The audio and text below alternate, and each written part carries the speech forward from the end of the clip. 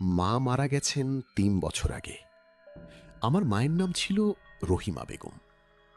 ছিল, এই একটা শব্দ, ছিল, এটা বলতে গেলে এখনো বুকের ভেতরে কোথাও একটা ভাঙার শব্দ হয়। আমার নাম আরিফ, আরিফুল হক। বয়স ২৭। ঢাকায় একটা গার্মেন্টসে কাজ করি। বছরে ২ বার বাড়ি যাই, ঈদে আর মায়ের মৃত্যুবার্ষিকীতে। কিন্তু গত বছরের সেই সফরের কথা, সেটা আলাদা।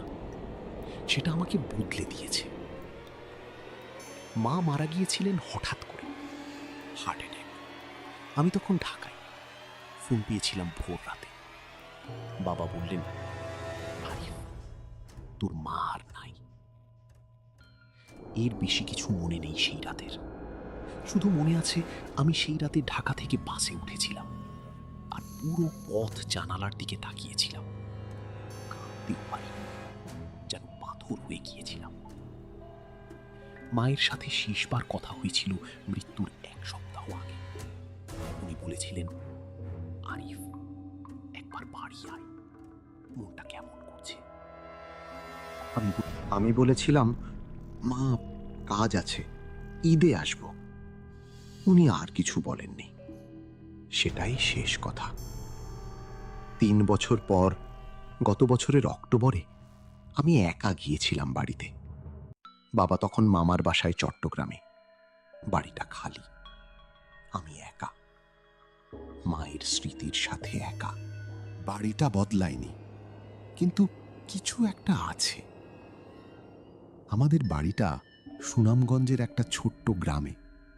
টিনের চালা, মাটির উঠোন, পেছনে বড় একটা বাঁশঝাড়, পাশে পুকুর।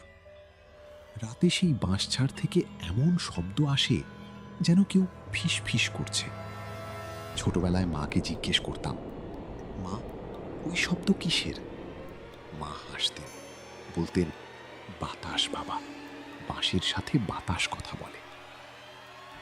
সেই সন্ধ্যায় বাড়ি পৌঁছলাম, তালা খুললাম, ভেতরে ঢুকে লাইট জ্বাললাম। সব আগের মতো। মায়ের সেলাই মেশিন কোনায় রাখা, ওনার শাড়ি এখনো আলনায় ভাঁজ করা, রান্নাঘরে মাটির হাঁড়িগুলো সারি সারি। আমি মায়ের ঘরে ঢুকলাম। বিছানার চাদর একটু মলিন হয়ে গেছে, বালিশের কভারে ধুলো, কিন্তু সব ঠিক আছে। আমি বিছানায় বসলাম, মায়ের বালিশটা বুকে জড়িয়ে ধরলাম। তখনও কাঁদতে পারিনি। রাত হলো, ভাত রান্না করলাম, একা বসে খেলাম। খেতে খেতে মনে পড়ল, মা সবসময় আমার পাতে বেশি মাছ দিতেন। আমি মানা করলে বলতেন, খা, তুই না খাইলে আমার পেট ভরে না। থালা ধুতে গিয়ে দেখলাম চোখ ভিজে গেছে। ৩ বছর পর প্রথমবার। রাত ১০টায় শুতে গেলাম, মায়ের ঘরেই। ঘুম আসছিল না। রাত বাড়তে লাগলো। তখন হঠাৎ রান্নাঘর থেকে একটা শব্দ এলো, খুট। আমি উঠে বসলাম, কান খাড়া করলাম। বিড়াল হবে হয়তো, দরজা বন্ধ না থাকলে ঢুকতে পারে। শুয়ে পড়লাম। তারপর আবার, এবার অন্য শব্দ, রান্না। তারপর আবার, এবার অন্য শব্দ, রান্নাঘর থেকে না, উঠোন থেকে। মাটির উঠোনে কেউ হাঁটছে, ধীরে ধীরে, ১ পা, ২ পা। আমি উঠলাম, জানালার কাছে গেলাম। বাইরে চাঁদের আলো, উঠোন ফাঁকা, কেউ নেই। কিন্তু উঠোনের মাটিতে, ভেজা মাটিতে পায়ের ছাপ, একজন মানুষের পায়ের ছাপ। রান্নাঘরের দরজা থেকে শুরু হয়ে উঠোন পার হয়ে বাঁশঝাড়ের দিকে গেছে, কিন্তু ফিরার ছাপ নেই। পরদিন ভোরে উঠলাম, নিজেকে বোঝালাম রাতের ভয়, এমনি হয়, পুরনো বাড়ি, একা মানুষ। কিন্তু সেই সকালে পাড়ার কাশিম চাচা এলেন, বসলেন, চা খেলেন। তারপর জিজ্ঞেস করলেন, আরিফ, রাতে ভালো ঘুমাইছিলি?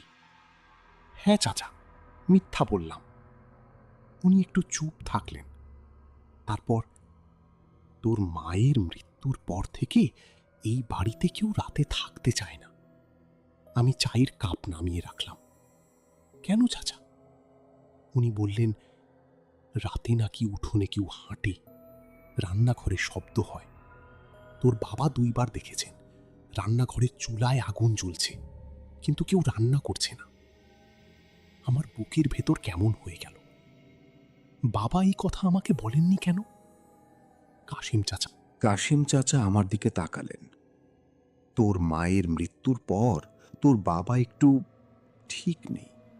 বলেন, রহিমা এখনো রান্না করে, রাতে তার গলার শব্দ শোনেন। সেই রাতে আমি ঘুমালাম না, বসে রইলাম, অপেক্ষা করলাম। রাত 11টায় শুরু হলো। রান্নাঘর থেকে শব্দ, হাঁড়ি নাড়ানোর শব্দ, মৃদু একটানা। আমি উঠলাম, করিডোর দিয়ে রান্নাঘরের দিকে এগোলাম। দরজার কাছে এসে দাঁড়ালাম। ভেতর থেকে আলো আসছে, মৃদু কাঁপা কাঁপা, মোমের আলোর মতো। আমি দরজা ঠেললাম। রান্নাঘর ফাঁকা, চুলায় কিছু নেই, হাঁড়িতে কিছু নেই, কিন্তু রান্নাঘরে মায়ের পরিচিত গন্ধ। রান্নাঘরে মায়ের পরিচিত গন্ধ, সেই গন্ধ, রান্নার মশলা, একটু কাঠের ধোঁয়া, আর কি একটা, যেটার নাম জানি না, কিন্তু মায়ের গায়ের গন্ধ বলেই চিনতাম ছোটবেলা থেকে। আমার পা আর চলল না, দরজার চৌকাঠ ধরে দাঁড়িয়ে রইলাম। তারপর শুনলাম ঘরের কোণ থেকে মায়ের গলায় আস্তে, ভাঙা ভাঙা, আরিফ, ভাত খাইছিস?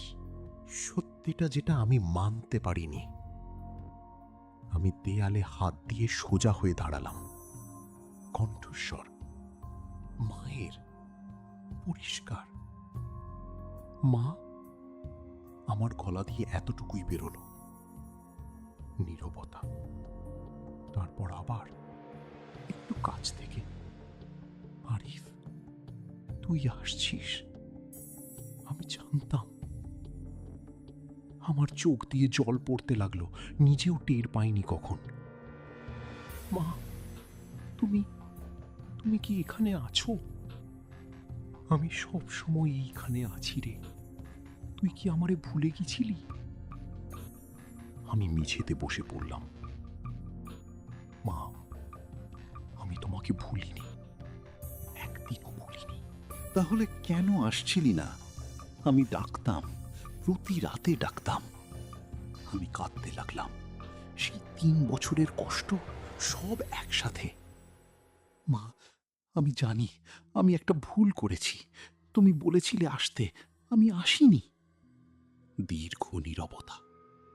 তারপর মায়ের গলা আবার, কিন্তু এবার একটু অন্যরকম, একটু ভারী। আরিফ, আমার একটা কথা শুনবি? হ্যাঁ মা, বলো। এই বাড়িতে একটা জিনিস আছে, আমার বালিশের নিচে, তুই নিয়ে যা। আমি উঠলাম, মায়ের ঘরে গেলাম, বালিশ সরালাম।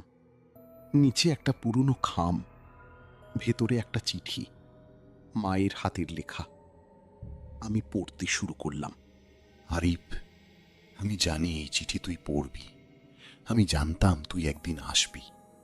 আমার যাওয়ার আগে তোকে একটা কথা বলতে পারিনি। তোর বাবার একটা ঋণ আছে কাদের মাতব্বরের কাছে, 3 লক্ষ টাকা। সে চাপ দিচ্ছে। তোর বাবা জানাতে চাননি তোকে। আমি মরার আগে বিক্রি করতে চেয়েছিলাম পেছনের জমিটুকু। তোর বাবা রাজি হননি, বলেছেন আরিফের জন্য রাখব। বাবা, জমি বেচে দিস, বাপকে বাঁচা, তোর মা। আমি চিঠিটা বুকে চিপে ধরলাম। মা জানতেন আমি একদিন আসব, তাই অপেক্ষা করছিলেন। কিন্তু তারপর আমার মাথায় একটা প্রশ্ন এলো। মা 3 বছর আগে মারা গেছেন। এই চিঠি 3 বছর ধরে এই বালিশের নিচে ছিল। বাবা কি জানেন না বাবা কি এই ঘরে আসেননি? আমি ফোন করলাম বাবাকে। বাবা ধরলেন। বাবা, মায়ের ঘরে মায়ের বালিশের নিচে একটা চিঠি পেলাম। ওপাশে চুপ। বাবা, আরিফ, ওই ঘরে তুই ঢুকছিলি? হ্যাঁ বাবা, আমি 3 বছর ধরে ওই ঘরের দরজা খুলিনি। আমার হাত কাঁপতে লাগলো। তাহলে চিঠিটা কে রেখে গেছে? বাবা কিছু বললেন না, শুধু বললেন, ওই বাড়িতে রাতে থাকিস না বাবা, সকাল হলে চলে আয়। আমি আবার রান্নাঘরে গেলাম। মা, কোনো উত্তর নেই। মা, চিঠি পেয়েছি, তুমি কি শুনতে পাচ্ছ? নীরবতা। তারপর ঘড়ির কোণ থেকে নয়, এবার ঠিক আমার পাশ থেকে, কানের কাছ থেকে। পেয়েছিস? ভালো করলি। আমি ঘুরে তাকালাম, কেউ নেই, কিন্তু আমার গালে, ঠিক গালে একটা উষ্ণ স্পর্শ অনুভব করলাম, যেন কেউ হাত দিয়ে আদর করল, মায়ের হাতের মতো। আমি আর দাঁড়াতে পারলাম না, মেঝেতে বসে পড়ে কাঁদতে লাগলাম, টুকরে টুকরে। 3 বছরের কান্না। মা গেছেন, কিন্তু যাননি। সকাল হলো, আমি জমি বিক্রির কাগজপত্র নিয়ে বাবার কাছে গেলাম। বাবা কাগজ দেখলেন, কাঁদলেন। তোর মা জানতো, সব জানতো, আমাকে কিছু বলতে দিত না, বলতো আরিফ সামলে নেবে। ঋণ শোধ হলো। বাবার মুখে 3 বছর পর একটু হাসি দেখলাম। কিন্তু গল্প এখানে শেষ না। বাড়ি ফেরার আগের রাতে আমি আবার মায়ের ঘরে গেলাম।